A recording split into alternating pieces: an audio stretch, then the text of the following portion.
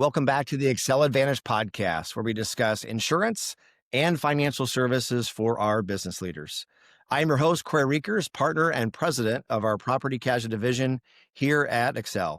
I am actually really excited for one of our longest standing carrier partners to be joining us on the show today. I want to welcome John Tatum, a vice president and national construction business unit lead for United Fire Group. Welcome, John. Thank you, Corey. Great to be here today to join you all. I am also joined by two of our very best advisors in our construction insurance unit, Chandler Lamm and Jonathan Patterson. Welcome, you two. Thank you for having us. Thanks, Corey. I did want to take a little bit of time to share how far back this relationship actually goes and why I'm so excited to have John here today. So our roots in the Cedar Rapids, Iowa community go back to 1928, which makes our agency not quite 100 years running in our community. So our relationship with our friends from UFG goes all the way back to the 1950s. So we've been working together for a very, very long time, John. We've been through a number of natural disasters together in our community, whether it be the floods back in 2008 or the derecho that devastated much of the Midwest back in August of 2020. So a lot of mutual admiration and respect for one another's business. Could not agree more, Corey. Just such a great longstanding partnership. And I feel like it's just gotten stronger in the last few years as we've continued to do more business together. So excited about today and what the future holds for us. 100%. So let's give the audience a little bit about your personal background. So like I mentioned earlier, you're the vice president and the national construction business unit lead for UFG. You did join UFG about 2 years ago, and right now you're currently based in Chicago. I think UFG's largest business unit is actually construction. It's the same with the Accel Group. So we've got that in common. So obviously construction is a major part of our two organizations. So prior to UFG, John, you spent 20 years in leadership roles in other insurance organizations, including chief underwriting officer and also business unit leader for a large national insurance carrier, also in their construction division. So to say you have the credentials to talk a little construction today might be a bit of an understatement. I've definitely loved this space. So between you all, your expertise that you have and my background, I think we're going to have a great conversation today. Awesome. So joining John, I want to take a moment to introduce our two advisor guests. Chandler is a risk advisor for us. You are the youngest partner that we have here at the Accel Group. So you're working out of the Wichita, Kansas market, got your career started in the insurance industry straight out of college. I believe it was May of 2020. That's correct. All right. From the Kansas State University, right? Yes. Go Cats. So right in the middle of COVID. So lucky you. A lot of the businesses when you started had their doors locked or even closed in some situations. And so you had to get pretty creative on the businesses that you were calling on to even let you in the door, which led you into the construction industry. So since late 2020, I've watched you build a very loyal following there in the Wichita market and the surrounding communities. And quite frankly, I think it's because of your diligence, your business acumen, really kind of specializing in the construction industry. So excited to have you here, Chandler. Thank you. All right. So last but not least, we have Jonathan Patterson, also known to us here as JP. JP is a business insurance sales executive here at Accel, and he joined us back in 2023. So he got his degree at Pittsburgh State University. Sorry, Jonathan, I don't know the mascot on that one. Gorillas. Once a gorilla, always a gorilla. All right, go Gorillas. Construction engineering degree. And I believe you've had a few titles in your life. You're a college athlete. You did some roofing, some carpentry, welding, lead project manager and estimator, and were also a safety officer at one time. Yep, when I was in the military. You have your OSHA 1926 30-hour card, your OSHA 1910 30-hour card, and your OSHA electrical transmission and distribution 10-hour card. You served in the Navy for 8 years in the Navy Seabees. So thank you for your service. 10-month tour in Syria and Jordan back in 2020.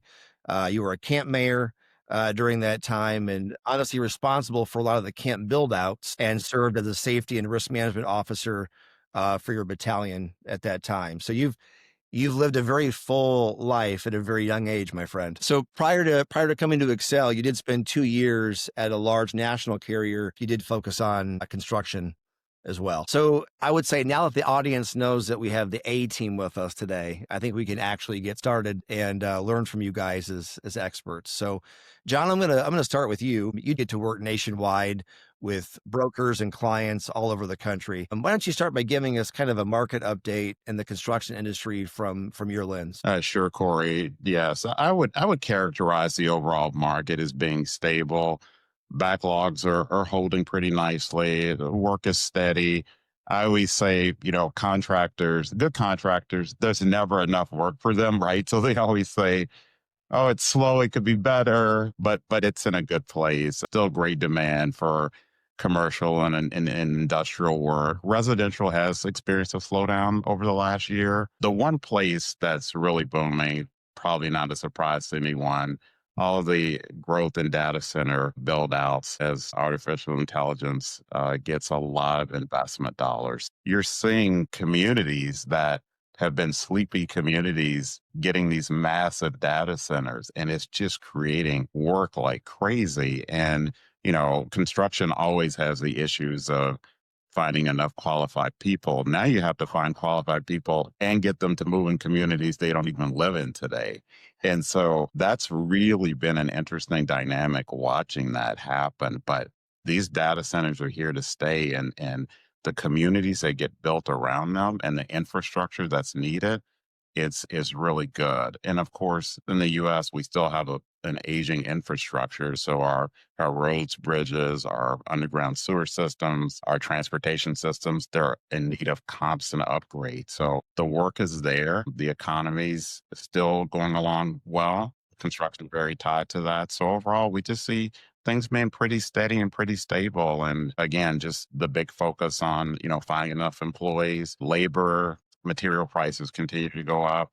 Not as much as I think originally thought so it's been manageable. The margins are holding up. People are getting bonded. And overall, the market's in a good place. That's what we're seeing. That makes sense. I guess I really hadn't put AI and construction in the same category. Are you, Jonathan, Chandler, are you seeing that same thing in your communities that you serve, or is it still pretty traditional construction contracting?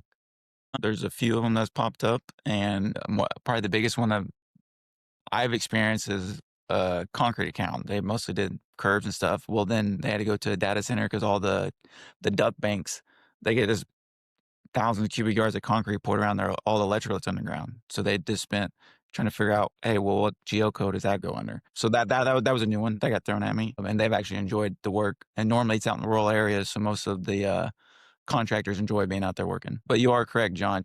You get those sites get big enough that it's its own community. They have their getting enough out there to get it meet their schedules is very hard. I think it's kind of interesting as we look at the global market when it comes to construction and these data centers. And I think you're going to see, and maybe this is me kind of being the optimist, but I think people are worried about certain jobs getting replaced by AI. But I'm with you, John. I think it's going to create a lot of opportunity, especially in the trades, because you're still going to have people do that work. And I think people that are open to doing new and different things, to your point, Jonathan's that concrete contractor that shifted, right? So I think having an open mind in the future is going to be really, really important for all trades. Yes, and we've seen a number of electrical and plumbing contractors, pivot into this space because there's just such a need. I mean, these data centers are so massive, and the electrical and plumbing requirements, just the water that gets used to keep these data centers cool is massive. And so having the right infrastructure in there so they operate and are reliable, it's just amazing the number of employees it takes to get that done. And so it is creating jobs, and it's pushing up wages dramatically in those areas where they're getting that work. And I think of Meta building a huge data center in north central Louisiana, of all places, right? So far enough away from cat exposed areas. But I mean, that's already changed that community dramatically. And so again, you have the data center, but now you have to build all the homes, you have to build all the stores, the restaurants, all the infrastructure that goes with that, hospitals, schools. It's quite remarkable. And as JP said, I mean, they literally create their own community when one of these go up. And I know for like my personal experience, coming in through the trades, you haven't seen like an owner, quote unquote owner, whether it's one of your big techs, have that much money and they want to get it done now. Normally your past owners in a long time, they've been doing this 80, 70 years. They know the game.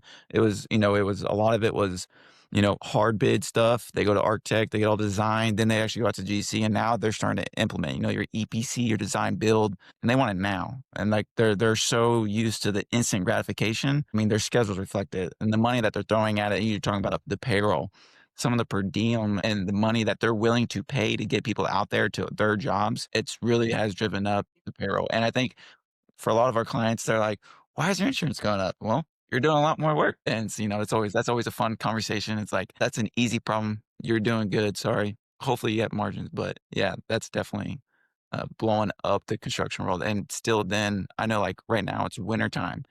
We got some clients that there's some other manufacturing that do battery manufacturing. They're a GC there, and they got money they need to spend now. The budgets are gone. We got 20 days to get it out. So they're hectic trying to get, trying to do like a 6-month review meeting or do a renewal meeting right now.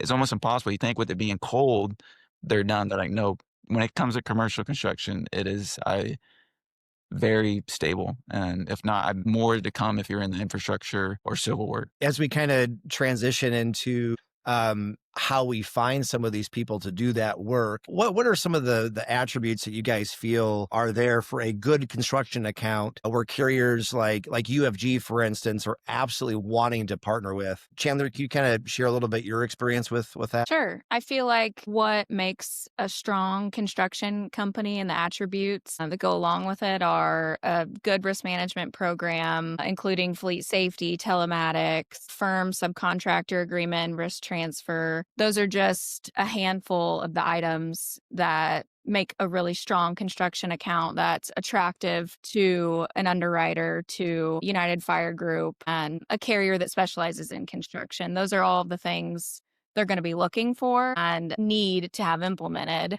in order to be able to partner. So it's very important that they have those in place or have an agency that can help them implement those things. Chandler nailed it. I mean, those are exactly what we're looking for. And we always like to talk as well about the ownership and leadership of the company. We want people who want their employees to get home safely at night to their families. And that's a big deal. So if they're investing properly in all the safety and risk mitigation procedures that Chandler outlined, that's what we'll see. And so we look forward to that. It's an investment not only in your company and ultimately your profit margins, but just that whole mindset of you really want your people to be safe. You want them to be taken care of. That speaks volumes. And so that's really important for us. We look for that longevity. We look for owners and leaders who are, giving people proper benefits, helping them with their retirement, with health care. That just speaks how much they value their people. And so that's critical to us as well.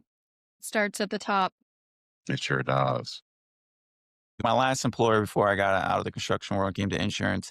It was a stop work card. The president signed it and you kept it in your hard hat. And it was a card that gave me the authorization if I felt unsafe that I get to stop to work. And I amended that.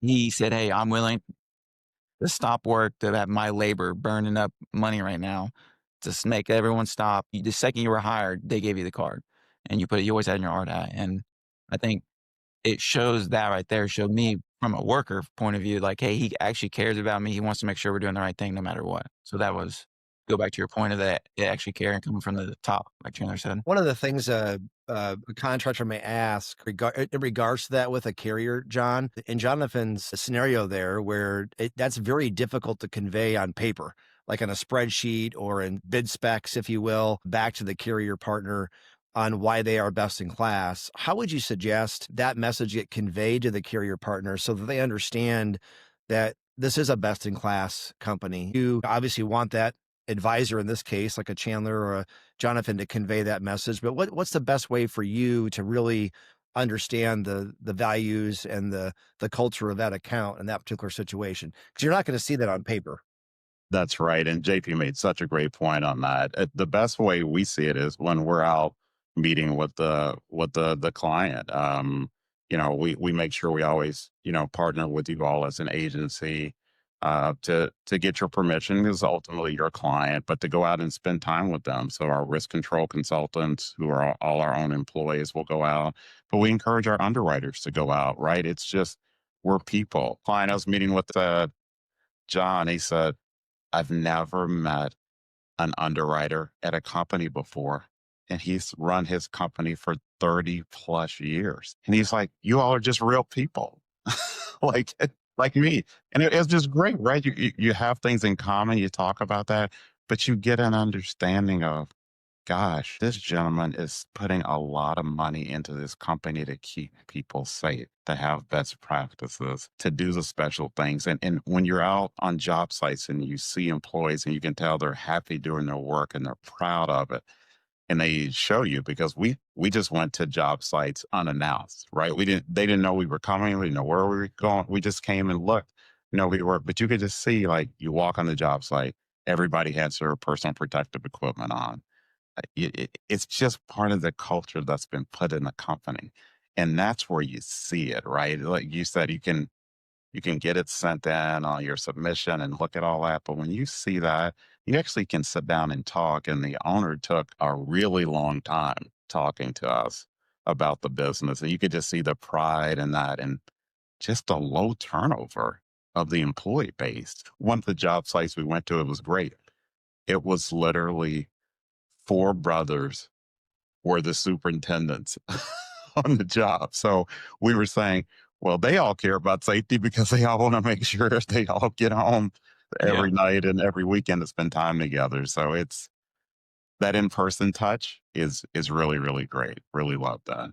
No, I think that's awesome that you go out there too, because you definitely see the ones they're like, hey, we get the, they had the attitude of, hey, we have to do this because of insurance, right? And it's like, right or wrong, there are people out there that do that. And from a carrier, I can only imagine, hey, on paper, this guy looks great, but you've been in the business long enough. I think that's the morale, the culture that you're saying. I think any safety incidents that I've ever been a part of, I always say you got your top 2 C's. It's communication or complacency. The old verbiage, well, it's just common sense, was said. So there wasn't enough communication because you had that type of attitude towards it.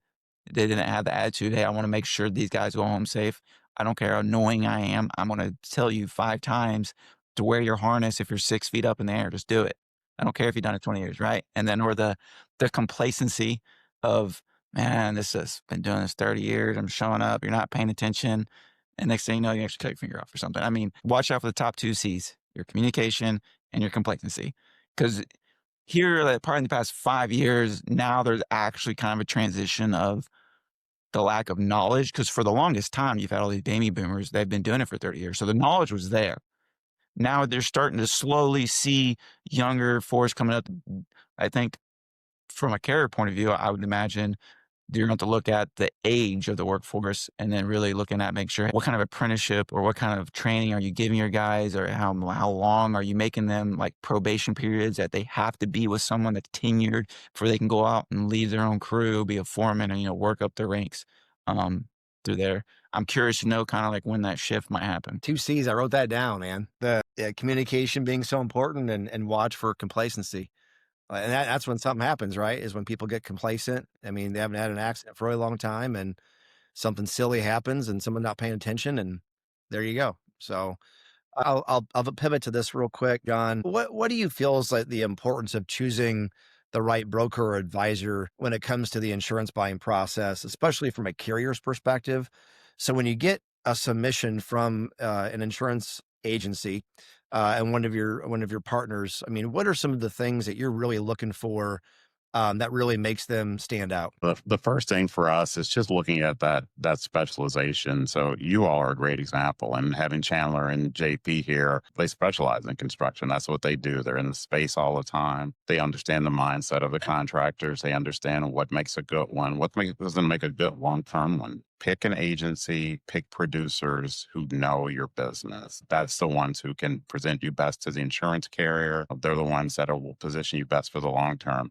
I think sometimes some contractors will get in the mindset of, well, let me see if I can find the lowest price every time and all of that. And what you really need is consistency. And you want a carrier that's going to be with you. You're in a very hazardous space. You're probably going to get, unfortunately, a large loss or two at some point in your, the history of your company and operating your organization. And so you need someone who understands, will be there for you long term, will help you navigate through that. I think that's really, really critical.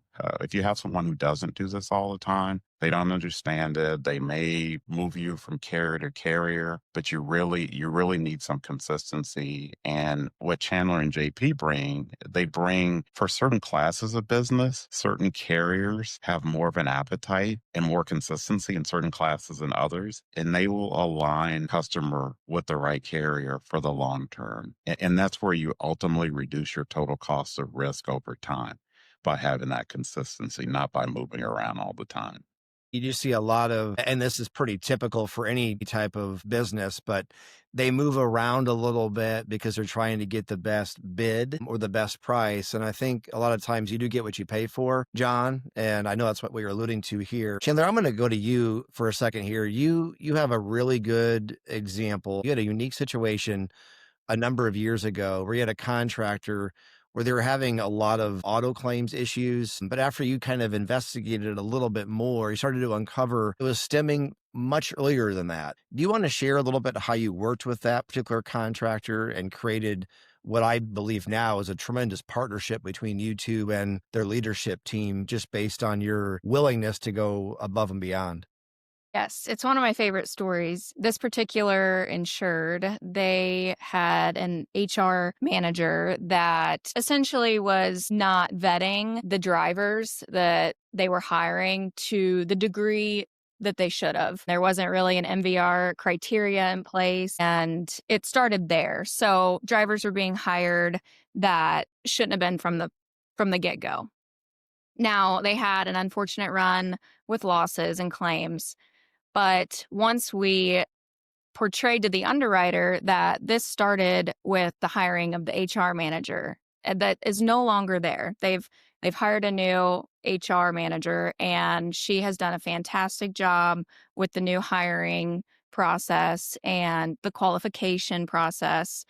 And that has all done a 180. So things look way differently than they did when they had those claims issues. And the account has a great loss ratio now and has improved tremendously. So it was a matter of just showing the underwriter what used to be and what has changed now. And it couldn't be a better partnership. Yeah, I think it's examples like that that really kind of show what is needed with an expert in the industry and someone who's willing to go above and beyond and dig into the minute details, just like a contractor does with their subcontractor agreements, fleet safety programs, or drug-free workplace programs, all the things that they deal with on a day-to-day basis primarily work around contracts and working with people. So having the open communication like you were talking about earlier, JP, and really having an agent that isn't complacent in that process, I think is extremely important from a partnership perspective. I would add to that if you would just send out a court apps and you don't tell the story and you don't give any background and write a thorough cover letter and explain the history of the account to all the details of their operations and risk control and explain those things that they do well, it's not going to go well unless you make the effort to really understand the account and explain it to the underwriter, to the carrier, so they can understand it as well. That's probably the most crucial part of our job, I would say, because Sure. it's easy to send out a court apps and, there's a fleet of 80 and they're an asphalt paving company or an excavator and here you go. But Yeah. until you tell the story, it's really difficult for any insurance company to get their arms around it and be comfortable writing it. No, you're absolutely right. Let's just if you had a client come to you and said they gave you a napkin, drew a box and said, hey, this is 100,000 square foot tilt up building. It's going to have crane rails in it. I'm going to be hauling dynamite. And then someone brought you 90% drawings from an architect and said, hey, give me a price, and you get no change orders. Which one's getting the better price? Which one do you feel more confident with? And they're always, I want the 90% drawings. For the past 6 months to a year, a guy's taking the time to put the detail into it, ask the questions, make sure the correct information is there. And every time I'm like, okay. And all my follow-up question is, your current agent, which one is he giving your underwriter? And most of the time they don't know, because most of the time they're so used to, they've been trained to get on it, because they're always getting quoted, or they're always getting quotes to go to their GC. So it's like, they're just getting quotes. They said right here's my piece of paper. And it's like, hey, let's take a look at what type of drawings you're sending the underwriter. Do they have enough information to get you what you actually need? Chandler and JP, you bring up a great point, and Chandler particularly telling the story. We understand accounts aren't perfect. They're not going to be. We just want to know the story. And the best ones are the ones that maybe have had some challenges in the past and they've gotten better. So that means they're open to feedback. That means they've learned their lesson. They probably won't go down that path again. But we understand that it's humans. Nothing's perfect. We just want to know the story and what are they doing to make themselves the best they can be. So I'd like to close on a few takeaways. For a contractor looking to partner with an agency and a carrier that understands their business and can support them for the long haul. So a couple of things that I took away from this: specialization is definitely key. You aren't going to want a general practitioner in your business when a specialist in your craft is needed, especially with all the contractual obligations you guys talked about and everything our construction managers get involved with on a day-to-day basis. So I think it's also important to have a distinction when making the decision from carrier and broker, that it goes beyond price. We talked about that earlier. And getting into the details of the insurance contract and being able to articulate those differences is definitely something to look for in your advisor. And when it comes to that insurance buying process. Lastly, the 2 C's, the communication piece and the complacency. We didn't hit on it today, but a proper certificate of insurance management process. All these things really matter when it comes to managing risk properly in the construction business. All right. If you guys would like to learn more, please check us out at AccelAdvantage.com and make sure to follow us on Facebook, LinkedIn, Instagram, and please do the same for our friends over at UFG, and you can visit them at UFGinsurance.com. Feel free to leave us a review, subscribe, and share this with anyone you feel would benefit from today's content. Special thank you to John Tatum, Chandler, Lamm, and Jonathan Patterson for joining us today. Remember, at the Accel Group, we've been helping individuals and businesses protect what matters most to them for nearly 100 years.